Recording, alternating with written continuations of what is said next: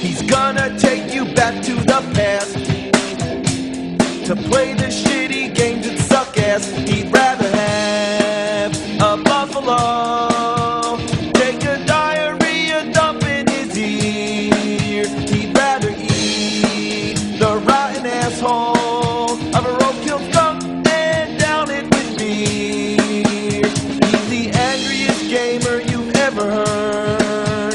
He's the angry Nintendo nerd. He's the angry Atari Sega nerd.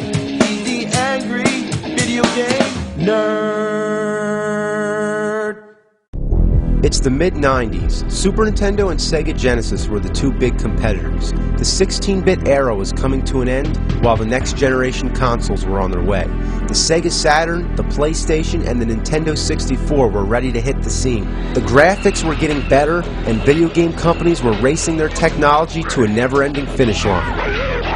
During the ongoing delay of the Nintendo 64, Nintendo announced a new product to fill the time and continue their successful line of portable game systems, beginning with the Game & Watch games and the Game Boy. The product, originally dubbed VR32, would become known as the Virtual Boy. It made use of 3D technology, where each eye would see two separate screens and create the illusion of three-dimensional depth. Virtual reality seemed like the way of the future. Just the idea of feeling like you were in the game was an awesome concept, but instead, it turned out to be the grand motherlode of shit.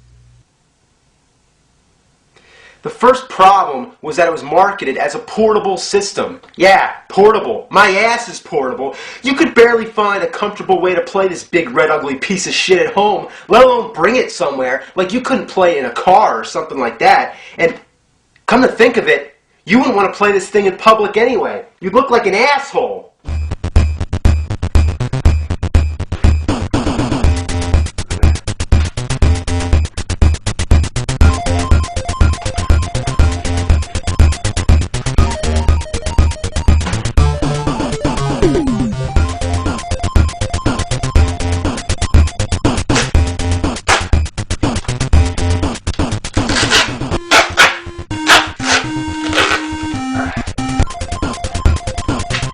Why isn't there a head strap? Let's think about this. This must be one of the worst designs for any invention in history. It's basically a pair of goggles on a stand. To me, that translates to a pair of eyeballs on legs. The controller's really weird too. It has two D-pads and the battery pack is attached to it. You can swap it with an AC adapter, but when you're playing on a table, it can come loose and shut off your game. The 3D effects are hard to focus and they strain your eyes. There was even a warning on the box that said it could cause headaches and seizures. That's great, right? It's like the cherry on the shit sundae. How would you like to play bad games and have a headache too? But before I say the games are bad, let's take an honest look. Unfortunately, the only way I can record these games is to zoom into the eyepiece, so please excuse the guerrilla-style videography. Let's begin with Mario's Tennis. This was one of the first Virtual Boy games to be released, and it's usually the first one that most people have played. It starts out with Mario hitting a tennis ball right into your face. The 3D effect is actually pretty effective, but without experiencing the actual game, you can't see it. Now, the main thing that disappointed everybody right from the beginning was the fact that the games are all in red and black. Now, the original Game Boy was in black and white, or black and greenish yellow, whatever, but the Virtual Boy was supposed to be cutting edge, so it was fair to expect it to be in color. What a letdown. Now, as for the game itself, it's just tennis, but with a selection of Mario characters.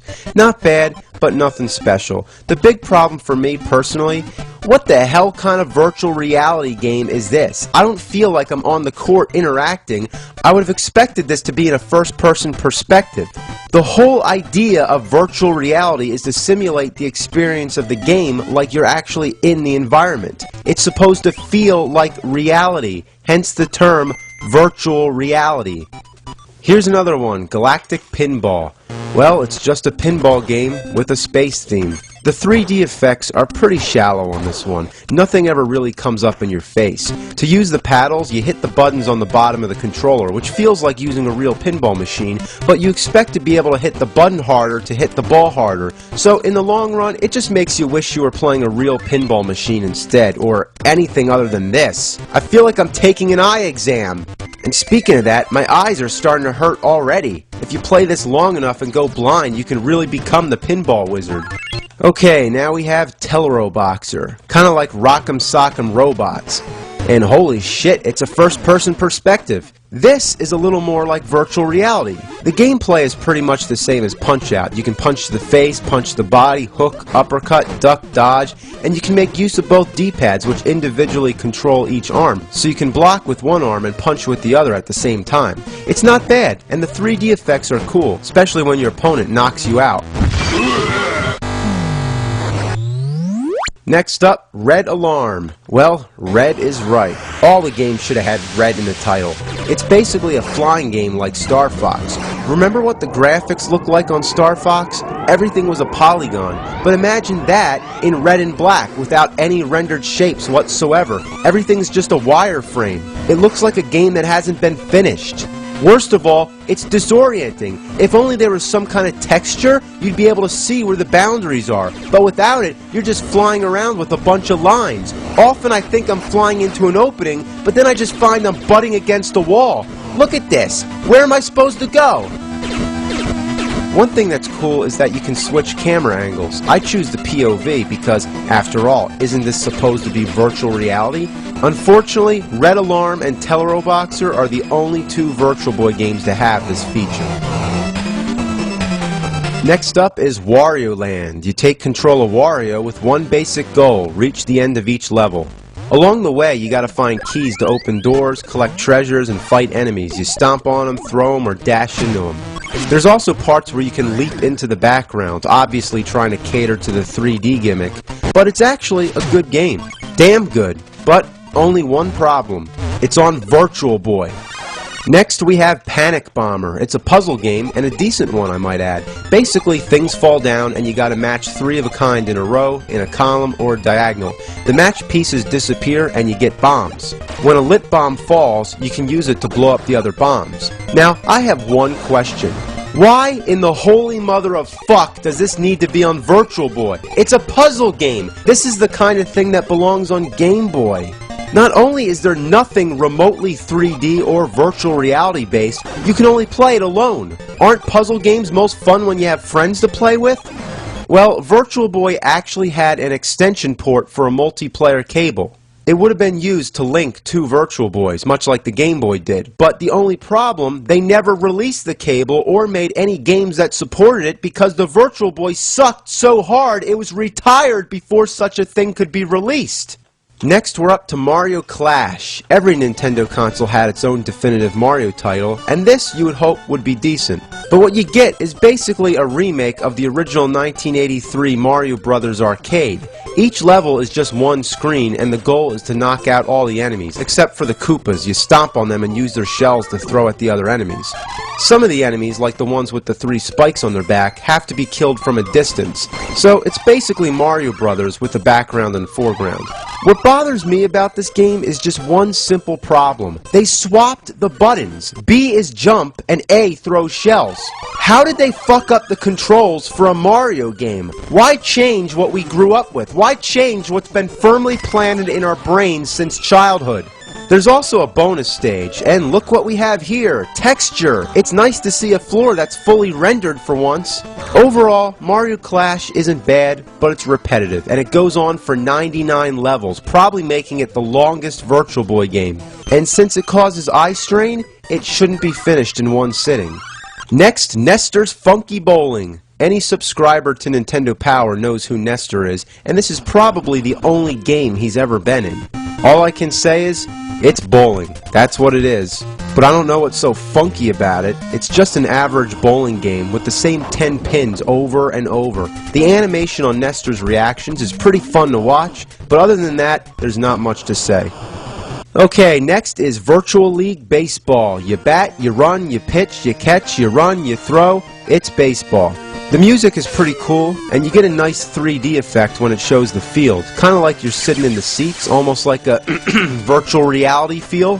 When it comes to batting, the hit detection is kind of awkward, and when you're in the outfield, it's like you need a microscope to see the players. It's such a strange sensation to be controlling sprites the size of ants, kind of like North and South on NES. Now let's do Vertical Force. This one is a 2D shooter, kind of like Galaga, 1942, or R-Type. It's a genre that's classic as a good old TV screen. The only 3D part is that you can switch between two different altitudes, so it's kind of like 2D 3D. Sometimes you gotta fly up or down to avoid obstacles, but most of the time you can just stay where you are. The 3D effect isn't even that deep anyway. This is another perfect example of a game that doesn't need to be on Virtual Boy. Next is Golf. That's it, just Golf. Of all the games with this title, I'd stick to Golf on NES. You pick your club, you line up your shots, and that's about it. Just the idea of playing an 18-hole course on this makes me sick. The graphics are decent, but they beg to be in green and black rather than red and black. Well, it would be nice if it was in color, but let me tell you, if there's one color that I imagine when it comes to golf, it's fucking anything but red. Next we have 3D Tetris. Now anyone who's familiar with Tetris will immediately understand the concept. Blocks fall down and you have to put them together without leaving gaps. Anytime you fill a whole row, they disappear, and the only difference is that it's in 3D, but that means it moves along a lot slower because there's a lot more space to fill. The A and B buttons turn the blocks around in the second dimension, while the right D-pad flips them in the third dimension. The left D-pad moves the pieces around to where you want to drop them, and it works quite well. 3D Tetris and Teleroboxer are the only two Virtual Boy games that use both D-pads to do something different. Until the blocks drop down, they're transparent and they have little shadows to help you tell where they're going to land. Also, the layout keeps moving, so they basically tried everything they could so that you won't get confused, but still, it's a little hard to tell what you're doing. The 3D aspect isn't even very unique. They could have made a game like this on just about any other console at the time. While the Virtual Boy does place parts of the graphics in front of other parts, the blocks here are just two-dimensional shapes drawn to give the feeling of the third dimension without actually doing so. It's like if I just draw on a piece of paper. There, that's 3D. I'd say just stick to regular Tetris. Well, now we save the worst for last. It's Waterworld. Now, let's just stop for a moment and take this in, okay? Waterworld on Virtual Boy. It's like puking on a pile of shit. Alright, here we go. Ocean presents Waterworld. How ironic. Well, as far as the graphics go, too bad they couldn't use the color blue. I mean, they had two choices for the water. It could have been red or black. Well, at least they chose black, because if it was red, we'd be calling it Blood World. Either way, it looks like shit. The object of the game is just to shoot everybody and rescue the people. It's basically a remake of Defender. There's not really any goal other than getting a high score, which really helps since it doesn't save any data. There's actually a 9-player mode, which I honestly find hard to believe. Could you imagine passing the Virtual Boy around a room to 8 other people? I'd rather drink Kevin Costner's recycled piss water. Waterworld is the only movie-based game on Virtual Boy, and doesn't it seem like a match made in heaven? It's a perfect analogy. An over-budget, overhyped movie turned into a game on a gimmicky, overpriced anal atom bomb of a console exploding with diarrhea. Well, that's it. The Virtual Boy was such a flop, it died in less than a year. Yeah, and I didn't pick these games. This is all of them. I just reviewed every Virtual Boy game to be released in North America. That's right, I am holding the entire library of games for this piece of shit in my one hand, with the exception of Jack Brothers, which is rare, expensive, and probably not worth jack shit. It's time for an update, because now I have Jack Brothers. Thank you very much. It's like I talk about shit and somebody sends me shit. So let's give it a look and make this whole episode complete. Jack Brothers, here we go. It's in Japanese, and since this game's story-based, I'm not going to be able to read any of the text. But the story doesn't concern us. We want to know how it plays. You get a choice of 3 characters who look like Halloween mascots. Jack Frost, Jack Lantern, and a skeleton named Jack the Ripper. He's the coolest character, but his attack is just a sword, while the rest of the characters can shoot projectiles. That's real deceiving. It's almost like they planned it that way. Obviously you're gonna pick the fucking skeleton, but they give him the shittiest weapon. So it plays like a typical overhead view, where you have to fight monsters, collect keys, and find an exit before time runs out.